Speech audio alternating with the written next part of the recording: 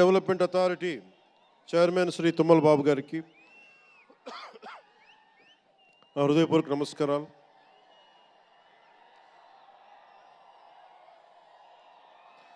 అలాగే నటులు శ్రీకాంత్ గారికి, పృథ్వీ గారికి, నవీన్ చంద్ర గారికి,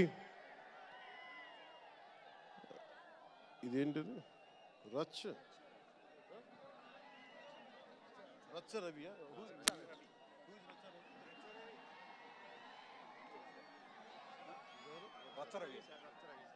రచ్చ రవి గారికి, రామ్ జోగయ్య శాస్త్రి గారికి, కాసరాల శ్యామ్ గారికి, అనంత్ శ్రీరామ్ గారికి, బుర్రా సాయి మాధవ్ గారికి, ఇక్కడ ఉన్న అంజలి గారికి, అలాగే మ్యూజిక్ డైరెక్టర్ తమన్ గారికి, నాకు చాలా తక్కువ సినిమాలు నేను థియేటర్కి వెళ్ళేవాడిని. మన శంకర్ గారు తీసిన సినిమా చెన్నైలో, తమిళ్లో జెంటిల్మెన్ సినిమా నేను టికెట్ కొనుక్కొని థియేటర్కి వెళ్ళి, ఆ రోజు నేను ఇంకా యాక్టర్ కూడా అవుతాను, అసలు రాజకీయాలు పక్కన పెట్టి యాక్టర్ అవుతానో లేదో అనే ఆలోచనలో ఉన్నప్పుడు ఆయన సినిమాని నేను కూడా టికెట్ కొనుక్కొని బ్లాక్లో ఆయన సినిమాకి వెళ్ళాను, శంకర్ గారి జెంటిల్మెన్ సినిమాకి. అలాగే ప్రేమికుడికి కూడా ఎవరు లేక తోడుకి మా అమ్మమ్మని తీసుకెళ్ళాను ప్రేమికుడి సినిమాకి.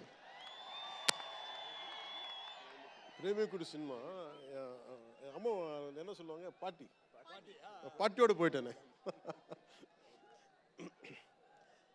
అంటే అలాంటి అందరినీ, అన్ని వయసుల వాళ్ళని కూడా ఆకట్టుకునే సినిమా, ఎంటర్టైన్మెంట్తో పాటు ఒక సోషల్ మెసేజ్ ఉన్న సినిమాలు ఆయనవి. అలాంటి మంచి సినిమాలు భారతదేశంలో ఈ రోజున చరణ్ గారు కానీ, రాజమౌళి గారు కానీ, జూనియర్ ఎన్టీఆర్ కానీ, వీరందరూ విఖ్యాతిగా మన ప్రపంచ ఖ్యాతి ఉన్న రావటం అనేది, దానికి ఆద్యులు కొద్దిమంది డైరెక్టర్స్ ఉన్నారు, ముఖ్యంగా దక్షిణాది నుంచి. దాంట్లో చాలా కీలకమైన వ్యక్తి శంకర్ గారు. శంకర్ గారు ఈ రోజున భారతదేశం మొత్తం తెలుగు చిత్ర పరిశ్రమ వైపు చూస్తుంది అంటే, తమిళనాడు నుంచి వచ్చి తెలుగులోకి డబ్బై ఆ సినిమాని తెలుగు ప్రేక్షకులు ఇది తమిళ సినిమా కాదు తెలుగు సినిమా అని చెప్పి గుండెల్లో పెట్టుకొని ఆదరించారు. అంత గొప్ప సినిమాలు తీశారు శంకర్ గారు. నేను ఎప్పుడు అనుకునేవాడిని, శంకర్ గారు తెలుగులో కూడా తీయచ్చు కదా డైరెక్ట్ తెలుగు ఫిల్మ్ అంటే. ఆయన ఈ విధంగా గేమ్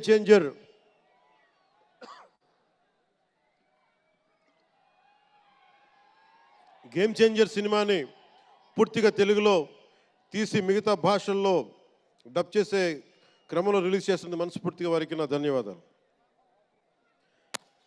అలాగే దిల్ రాజు గారు, నేను తొలి ప్రేమ సినిమా అప్పుడు ఆయన డిస్ట్రిబ్యూటర్. అంటే ఏదో ఒక చిన్న పోస్టర్ చూసి ఎక్కడో ఒక మాటిని ఈ సినిమా చాలా సూపర్ డూపర్ హిట్ అవుతుంది ఒక నమ్మకంతో పాపం ఆయన అడ్వాన్స్ ఇచ్చారు. అలా స్టార్ట్ అయిన వ్యక్తి. మేము వకీల్ సాబ్ నా నిర్మాత కూడా అయినా. ఎలాంటి నిర్మాత అంటే, నేను బాగా కష్టాల్లో ఉన్నప్పుడు, డబ్బులు లేవు నా దగ్గర, పేరు ఉంది కానీ డబ్బులు లేవు, మార్కెట్ ఉందో లేదో తెలియదు, అలాంటి పరిస్థితుల్లో వచ్చి వకీల్ సాబ్ అనే సినిమా నాతో తీసి ఈరోజు జనసేన పార్టీ నడపడానికి ఇంధనంగా పనిచేస్తుంది వకీల్ సాబ్ సినిమా. దాని నిర్మాత దిల్ రాజు గారు. సో మనస్ఫూర్తిగా వారికి నా ధన్యవాదాలు. అలాగే రామ్ చరణ్,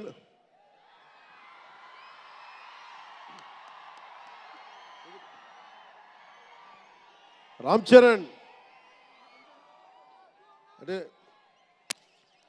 నేను రామ్ చరణ్ ఉన్నప్పుడు, నేను పుట్టినప్పుడు, నేను ఇంటర్ ఇప్పుడు చదువుతున్నాను.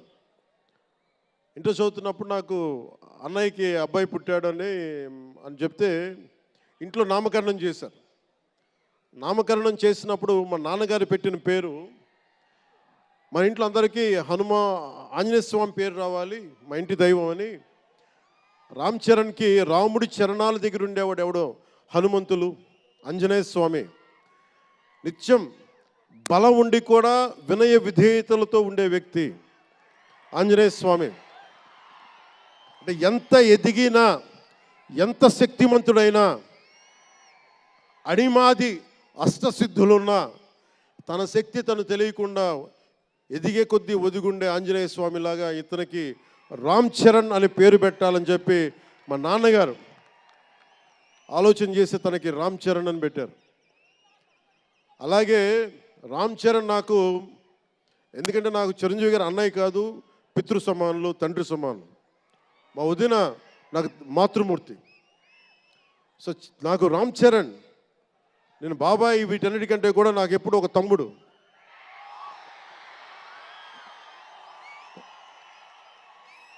చిన్నప్పుడు బాగా ఏడిపించేవాడిని, నేను ఇంకా బద్ధకంగా ఉండేవాడిని. అంటే కరెక్ట్గా చెప్పాలంటే నేను తమ్ముడు సినిమాలో నా క్యారెక్టర్ లాగా ఉంటే, రామ్ చరణ్ 7 ఏళ్ల వయసు, నా రెండో కొడుకు అంత వయసు ఉండేది. ఇప్పుడు ఆ వయసులో తెల్లవారుజామున చలిలో హార్స్ రైడింగ్ నేర్చుకోవడానికి మొత్తం ఆ హెల్మెట్తో పాటు అన్నీ పెట్టుకొని, షూస్ అన్నీ సర్దుకొని రాత్రే నేను సోఫాలో పడుకొని ఉంటే వచ్చి పాపం నన్ను లేపి, ఇంకా నేను పడుకునేవాడిని, తను రెడీ అయిపోయి నన్ను లేపి ఒకసారి నేను దింపాల్సి వచ్చేది. ఇష్టంతో కదా, తప్పక, లేదు తిడతారు ఇంట్లో. అంటే అంత క్రమశిక్షణతో ఉండేవాడు చిన్నప్పటి నుంచి. నాకు రామ్ చరణ్లో నచ్చింది ఏంటంటే, ఇంత ప్రతిభ సమర్థత ఉందని ఎప్పుడు తెలియదు ఎవరికి కూడా. ఇంత శక్తి సమర్థత ఉంది ఈ వ్యక్తులు ఎప్పుడు మాకు తెలియలేదు. ఎప్పుడు ఇతను నేను డ్యాన్స్ చేయటం ఎప్పుడు చూడలేదు నా లైఫ్లో, సినిమాలో తప్ప. ఇంక సినిమాలో మాకు వ్యక్తిగత జీవితం నేను ఎప్పుడు చూడలే.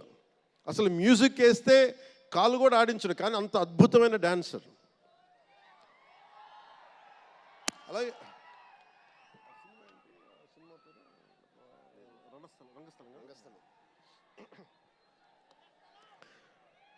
రంగస్థలం గురించి మాట,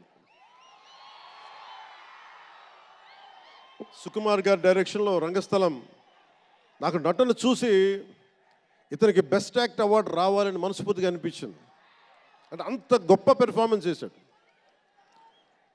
భవిష్యత్తులో ఇతను ఉత్తమ నటుడు కూడా కావాలి, ఉత్తమ నటుడు అవార్డు అందుకోవాలి.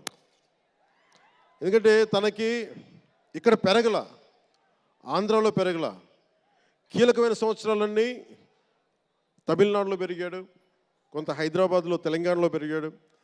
ఇక్కడ గోదావరి జిల్లాల తాలూకు భావాలు, కల్చరు ప్రత్యక్షంగా ఎప్పుడు చూడాల. అవన్నీ తెలియకుండా ఆ క్యారెక్టర్లో ఇమిడిపోయి కొన్ని తరాలుగా గోదావరి తీర ప్రాంతంలో పుట్టిన వ్యక్తిగత యాక్ట్ చేసిన విధానం చూస్తే నాకు అమితంగా నాకు నచ్చింది. అంటే అంత గొప్ప నటుడు ఉన్నాడు. చిరంజీవి గారు వారసుడు అలా కాకపోతే ఇంకెలా ఉంటాడు. చిరంజీవి గారికి తగ్గ వారసుడు.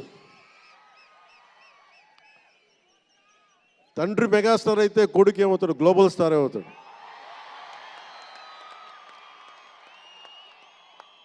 అంటే చిరంజీవి గారిని ఎందుకు అంటే ఎక్కడ గుర్తు పెట్టుకోవాలంటే, అంటే నాకు మా అన్నయ్య అంటే ఎందుకు గౌరవం, మొన్న కూడా ఇంట్లో అప్పుడప్పుడు చెప్తా ఉంటాం. ఆయన ఒక మొగల్తూరు నుంచి వచ్చిన వ్యక్తి, ఎవరు ఆధారం లేరు. మీరు ఇంతమంది లక్షల మంది ఇక్కడ ఉన్నారు, జనం, ప్రజలందరూ ఉన్నారు. మనకు ఎవరో ఒకరు ఉండాలి అని అనుకోకర్లా, మీకు మీరే ధైర్యం. మీరు అనుకుంటే మీరు సాధిస్తారు. గుండె లోతుల్లో నుంచి నేను సంకల్ప బలం ఉండి దానికి తగ్గ పట్టుదల, కార్యదక్షత ఉంటే మెగాస్టార్ చిరంజీవి గారిలాగా ఎలా సాధించగలరో ప్రతి ఒక్కరూ మీరు కోరుకున్న దాంట్లో సాధించగలరు. అంటే ఆయన ఒక్కడు పెరిగి మా అందరికీ ఆశ్రయం ఇచ్చాడు, ఊతం ఇచ్చాడు. ఆయన ఊతం వల్లే నేను ఈ రోజున మీ అందరికీ కూర్చొని మారుమూల ప్రాంతాల్లో భయపడటానికి, అందరూ భయపడే రోడ్లకి వెళ్ళగలుగుతున్నాను, రోడ్లు వేయడానికి. అంటే ఆ మూలాలు చిరంజీవి గారు మాకు నేర్పించింది. అంటే ఇది ఎందుకు చెప్తున్నానంటే, నేను చిరంజీవి గారిని ఎంత కష్టపడేవారు ఆయన కష్టపడి బయటికి వచ్చి ఇంటికి వస్తే నేను అర్ధరాత్రి పూట వెయిట్ చేసేవాడిని అక్కడ సోఫాలో పడుకున్నాను హాల్లో. మా అన్నయ్య గారు ఎప్పుడు వస్తారు, ఆయన ఎంత కష్టపడేవారంటే కనీసం వచ్చి షూలు ఇప్పుకోవడానికి అసలు శక్తి ఉండేది కాదు. అలిసి సొలిసి ఒళ్ళు కుమిలిపోయి, అంటే ఏమంటుందని అసలు కందిపోయి దెబ్బలు తిని, ఎందుకంటే అప్పుడు సేఫ్టీ మెకానిజం లేదు. మన గుండా షూటింగ్ టైంలో మన ఏదో అనకాపల్లి వెళ్తుంటే ఇక్కడే చిరంజీవి గారు చేశారని ఎవరో ఆయన సన్నిహితులు చెప్తా ఉంటే, ఆ పడిపోయి ట్రైన్ కింద యాక్సిడెంట్లో కాలు ఫ్రాక్చర్ అయ్యి, అలాంటి ఒక సేఫ్టీ లేని పరిస్థితులు ఆయన చేస్తూ ఇంటికి వచ్చేటప్పటికి మాకు చేయగలిగేది ఏంటంటే మాకు గిల్టీగా ఉండేది. తమ్ముడు సినిమాలో నేను ఎలా ఉండేవాడిని, ఆకతాయిగా తిరుగుతా, అలా నాకు అలా అనిపించేది నా జీవితం. అలా లేననుకోండి, కానీ మా అన్నయ్య వచ్చేటప్పటికి ఏదైనా చేద్దామని తపంతో పాపం ఆయన సాక్స్ తీస్తే కాళ్ళు వాచిపోయాయి. ఆ షూ కూడా వచ్చేది కాదు, చెమటతో తడిచిపోయేది. ఆయన షూలు తీసి ఆయన పాదాలు తుడిచి అది చేస్తే మాకు ఒక చిన్నపాటి ఉపశాంతి మాకు లభించేది. ఎందుకంటే ఇంత కష్టపడుతున్నాడు ఇంతమంది కోసం అనేది. అంటే అలాంటి కష్టాన్ని చూసి పెరిగాడు రామ్ చరణ్. అందుకే ఇది ఎందుకు ఆయన గురించి చెప్తున్నానంటే, మేము ఎప్పుడూ దీన్ని అహంకారంగా తీసుకోవాలి. మెగా అభిమానులు ఇలాంటి పదాలు మేము ఎందుకు మాట్లాడమంటే, ఇక్కడ అందరి హీరోల అభిమానులు ఉన్నారు. జూనియర్ ఎన్టీ, మీరు అందరు సినిమాలు చూస్తారు. రామ్ చరణ్ ఒక సినిమాని ఎక్కువ ఇంకొక హీరోని ఇష్టపడచ్చు, ఒక హీరోని ఎక్కువ ఇష్టపడచ్చు. జూనియర్ ఎన్టీఆర్ గారిని ఇష్టపడతారు, అల్లు అర్జున్ గారిని ఇష్టపడతారు, అలాగే ఒక ప్రభాస్ గారిని ఇష్టపడతారు. ఇంకా హీరోస్ పేర్లు అందరూ చెప్పి ఒకసారి మర్చిపోయి. ఘట్టంనేని మహేష్ గారిని ఇష్టపడతారు.